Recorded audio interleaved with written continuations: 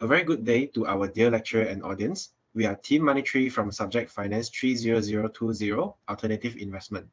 I'm Chia Kai. I'm Jasmine. Bochuan. We are now going to present to you a debate on each of our investment portfolio, and by the end of this debate, we will come up with a final new investment portfolio which we think would be best performing in the upcoming 5 years. Okay. Our presentation consists of these 4 content, which is portfolio introduction, debate on portfolio performance, alternative investment asset, and new final portfolio and the performance expectation.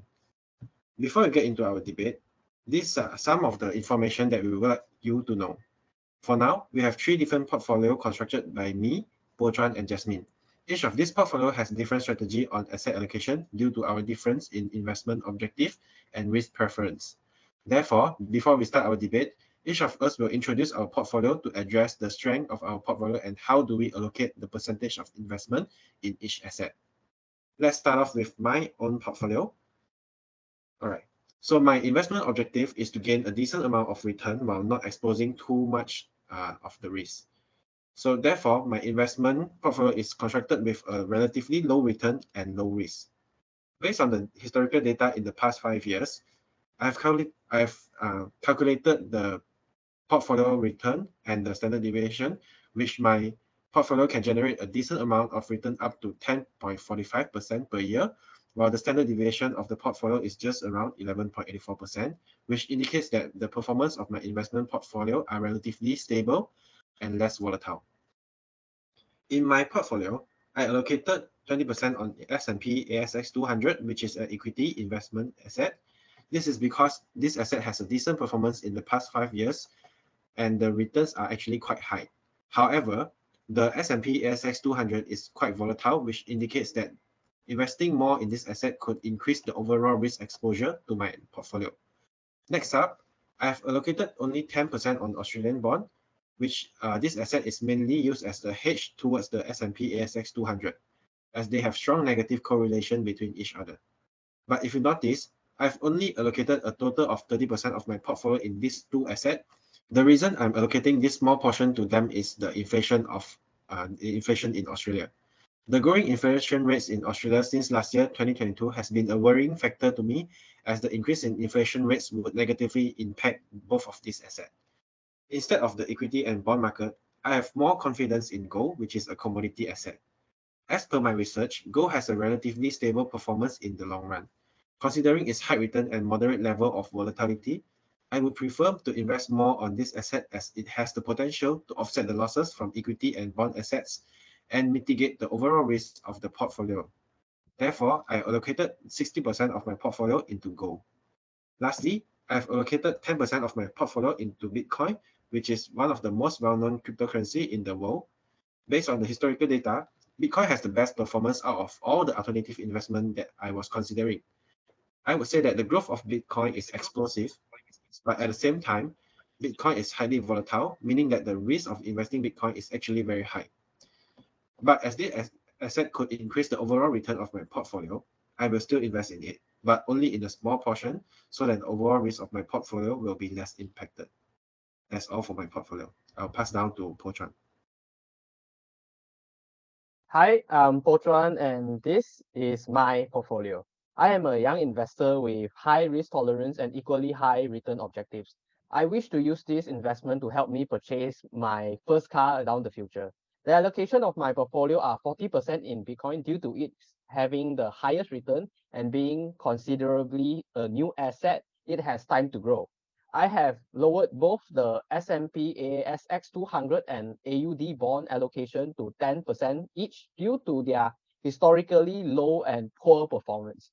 I have allocated 20% each on gold AUD and S&P 500, as traditionally those are stable forms of investment. It is also backed up by their higher returns, but with similar standard deviations when considering the standard deviation with other assets. The allocation also assists in lowering the total standard deviation of my portfolio, resulting in an annual return of 21.17% and annual standard deviation of 31.54%. Now I will pass to Jasmine. Thank you, Bochuan. So hi, Miss, I'm Jasmine. So this is my new allocated portfolio.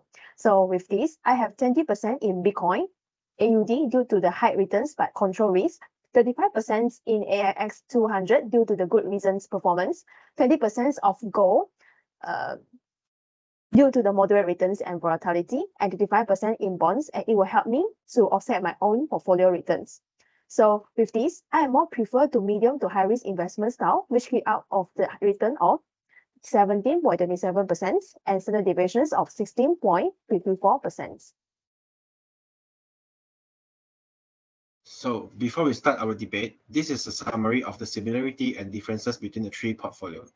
For similarities, our portfolio have a similar investment asset which all of us has invested in S&P ASX 200, Australia bond, gold, and Bitcoin.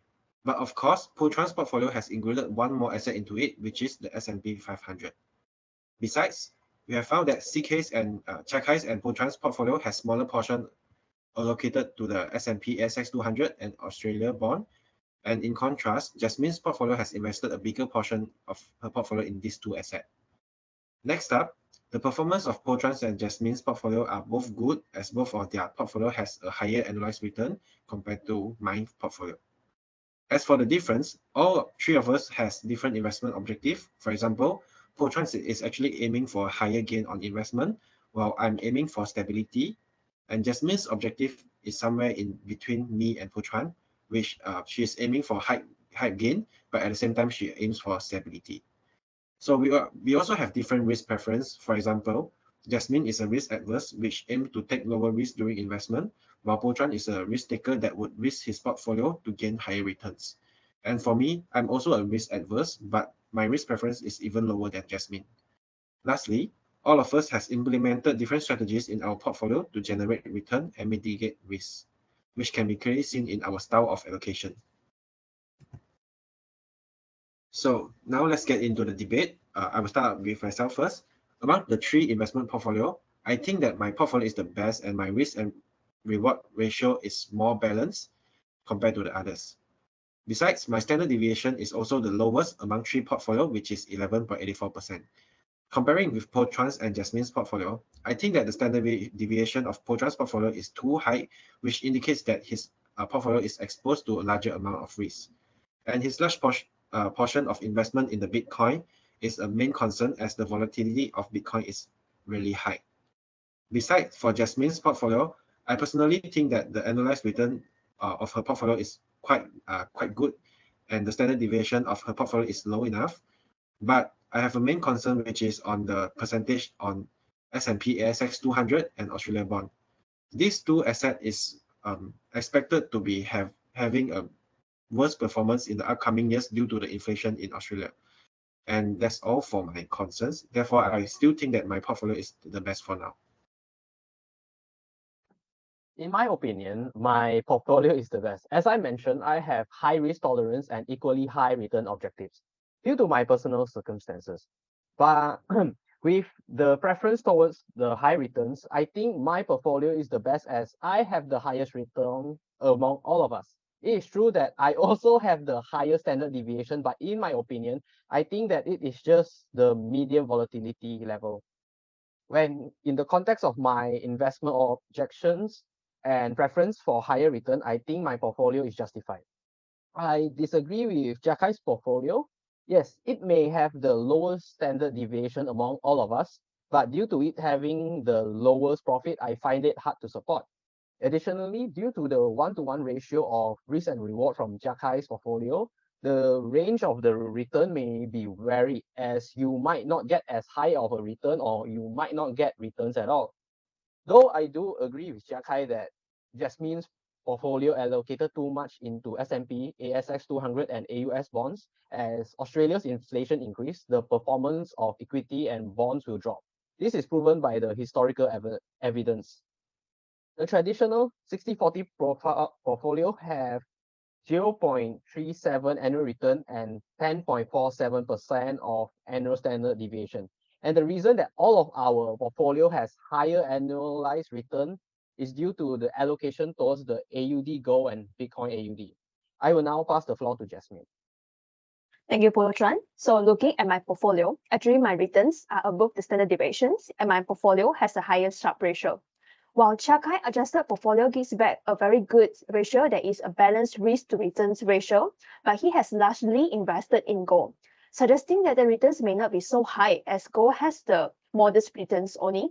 On the other hand, I find it risky to invest in Potran's portfolio as he is already involved by investing in the large portions in Bitcoin, the riskier asset class, and will incur the large losses due to the uncertainty. So in conclusion, I am confident that my portfolio will be the most suitable one to invest with, but I will still be willing to take the suggestions from my friends to create the best portfolio that can generate the high returns while indicating the low risk. Yes, I agree that Bitcoin is too volatile, which is why I am open to accept other portfolios. Notably, Jasmine's portfolio, as it has 3.9% lesser annual return compared to my own, but it has significantly less standard deviation by 15%. Although the return isn't as high, I find Jasmine's portfolio to be more balanced. However, there is a change that has to be made. I am in agreement with Jakai that the S&P ASS 200 and AUS bonds was allocated too high and it has to be reduced.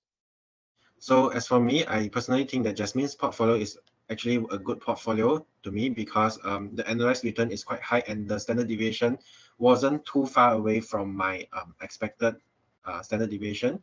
So I'm open to accept Jasmine's portfolio as the final portfolio if we are all agreeing on that. But as mentioned, like Potran said, that the percentage that Jasmine allocated in the equity and bond market is a bit too high. I would give out a suggestion to Jasmine's portfolio, which is to add in one more alternative investment asset just to mitigate the risk of the overall portfolio. Yes, so I agree with what Chakai has said. So with this, actually we have come up with conclusions that is consider adding one more type of the commodity that is corn. So corn can be considered as a highly investable asset, and it can also act as the inflation's hint. Also, it can provide a very good benefit in diversifications. So let us go into more details. As an inflation hinge, corn price will not be affected by inflations, and they will remain still high in the presence of inflations. So to take one example, during the Russian and Ukraine war, corn productions from Ukraine was disrupted, causing the supply shocks to the productions were indicative of the inflations. But it remains still high during that time due to the high demand. And the second scenario would be the reason falling bankruptcies from the US. So the US has the inflations, but still the price of the corn remain high, and it is considered as an agricultural commodity, and people need it for the daily consumptions. So with this, I can conclude that the corn will not be affected by the inflations. So next, corn can also offer diversification benefit. So it has a low or negative correlations with the investment, such as a risky asset like the stocks, or other alternative investment. So from the table, it has shown that actually the corn has the negative relationship or the negative correlations with various type of the alternative asset investment. So with this, it can definitely provide better diversifications benefit. Corn may have low correlation with other investments, but there are also cons of corn too. First of all, its high volatility. The volatility of external market forces will strongly affect supply and demand. The slightest change in the market will cause significant swings in corn prices, resulting in what is known as demand shock or supply shock. There is also the probability of price elasticity. Secondly, is high leverage. Corn derivatives, such as corn futures, involves low margin requirements. Requires high leverage as it is volatile, which is why small changes in price will result in significant losses if it is exposed to large volatile assets. Lastly is the storage. There is high cost when storing commodities and there may be potential losses during storage. Yeah, I think I kind of agree with Potran's point, but based on the historical performance, I think corn has performed well since 2020, which is around the time of the COVID-19 pandemic. So I believe that the corn will still continue to perform well in these upcoming few years. And I would like to pass back to Jasmine for her to explain more. So actually, with that in mind, corn actually performed fairly well in 2020 to 2022 period.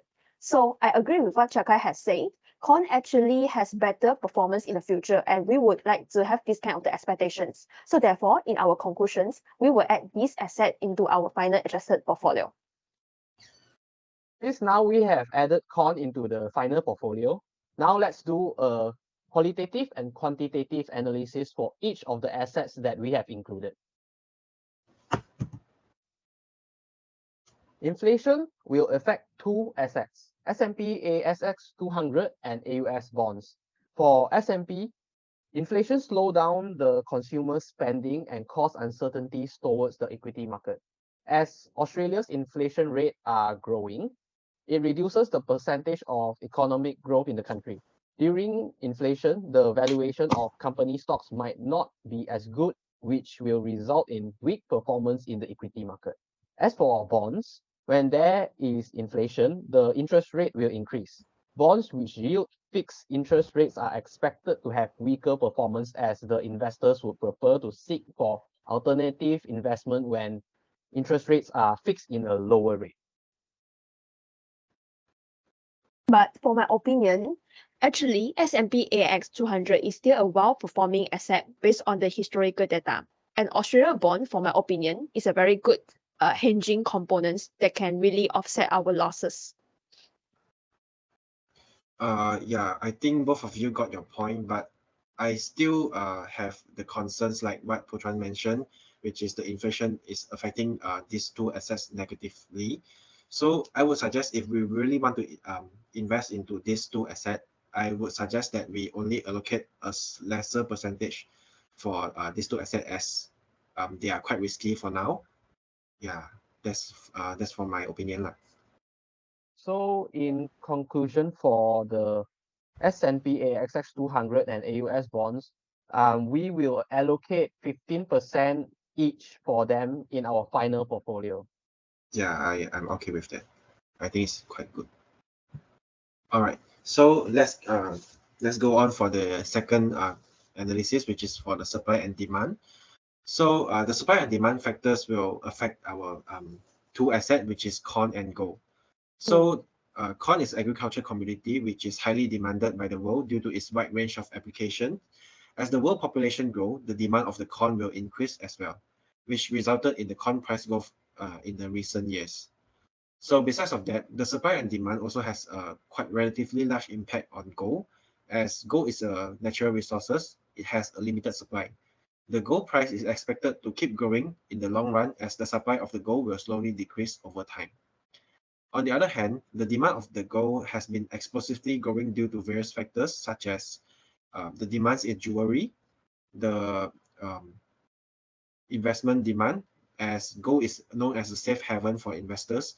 Therefore, there are more and more people going to invest in gold when there's like a global crisis like such as COVID-19 or something like the financial crisis such as the subprime. So besides of that, the industrial applications of gold has also increased the demand of it, and the central bank reserve has also impacted the gold performance. Therefore, I would say that these two assets is kind of going to be well performing in the upcoming few years. Yes, I think you do have your points, but like I have some concerns that corn might not perform as well due to natural disasters or the global pandemic. The growth of corn prices since 2019 might be just an after effect of the COVID-19 pandemic, and it is showing possible signs of supply shock. And I'm so sorry, Chakai. I also disagree with your opinion because I found that although gold may seem like a low-risk investment to me, but however, there are still a lot of factors that can negatively affect its performance. So for example, the performance of the gold will be affected by the government policy. So due to the recent announcement by US government that they are raising the interest rate to suspend the debt ceiling, with this, the demand for gold will fall strongly as currency values become stronger, making gold expensive to buy. Also, with Bitcoin, The government policy also will affect on the Bitcoin investment as they has added with more and more strict regulations. So with this will drag down the consumer appetite towards the Bitcoin and is more controllable and strictened. And the result of the price of the Bitcoin will also fall or drop significantly. I think I object to that for your points for gold and cryptocurrency. For gold, I think it is less likely to be affected by just one single country, as gold is one of the oldest form of currency and object of monetary value. Many countries have their own gold reserves, and gold is also a limited resource, which is no wonder why the spot price of gold has been constantly increasing throughout the years. As for cryptocurrency, the recent collapse of the Silicon Valley Bank in March draws parallel to the 2013 Cyprus financial crisis, which once again shows the flaws of the fractional reserve system and the mismanagement that may be involved. Attention is once more brought again to a proposed solution, cryptocurrency, such as Bitcoin, with it being decentralized and censorship resistant, and it can be used to hedge against the centralized banking system. Yeah, so in this case, I have objections and I also have agree. So for the objection is that I actually agree on the Potran's point that the gold will actually be well performing I understand that the gold might be impacted by the government policy when they increase their interest rate or they are reducing the the debt ceiling. Sorry, yeah. So I think that this although it might affect the gold price in the upcoming few months, but it won't be a long-term effect for that. As gold itself, it has a lot of factors that could affect to it, as I mentioned in the previous slides. So I still believe that the gold will have a very good performance in the upcoming years. Therefore, I would suggest that we invest a larger amount of a larger portion into gold. But for the Bitcoin, I actually kind of agree on Jasmine's point and disagree on Potran's point, as although the more people are showing interest in Bitcoin, it is still a truth that it's a highly volatile asset, and investing too much in Bitcoin will cause us higher risk. And I personally think that we can invest in Bitcoin, but we need to control the percentage. Therefore, for gold, Bitcoin, and the coin, I would suggest the percentage like that, which is gold is 30%, Bitcoin is 20%, and coin is 20%. Yeah, that's all from my part. So okay, so I agree with what Shakai and Butran say. So finally, we have came out with a new adjusted portfolio. So we will be investing 20% in coin, 15% in S&P AIX 200, 50% in Australian bonds, 30% in gold, and 30% in Bitcoin.